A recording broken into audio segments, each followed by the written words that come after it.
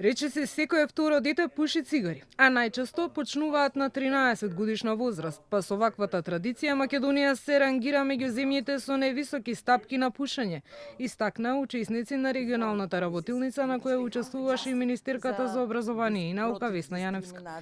Со цел во иднина да се насочи младината на прав пат без алкохол, цигари и друга, мора да се работи на превенција, смета министерката Јаневска, која посочи дека воведувањето на изборниот предмет во 7 оделение Учам за моето здравје може да придонесе младите да почнат да практикуваат поздрави животни навики. Во 7 оделение оваа година е воведен изборен предмет Учам за моето здравје.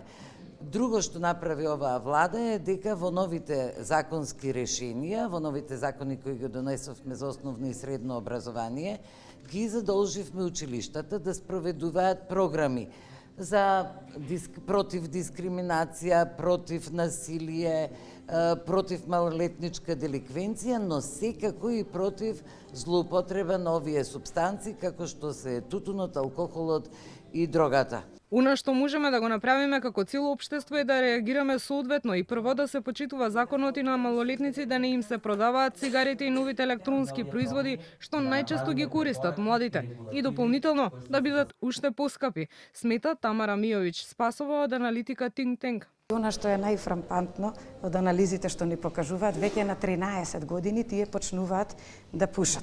За возрастната популација некако веќе ни е тоа влезено во ред. Пуши македонскиот народ, меѓутоа ајде да влијаеме на младите.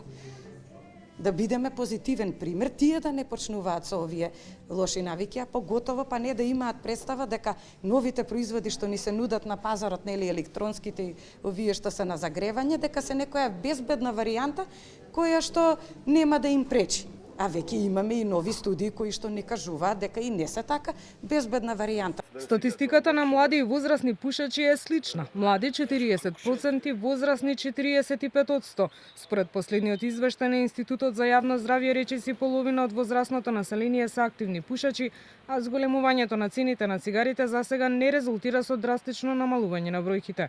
Според пресметките на Светската здравствена организација, македонците за цигари годишно трошат околу 600 милиони евра.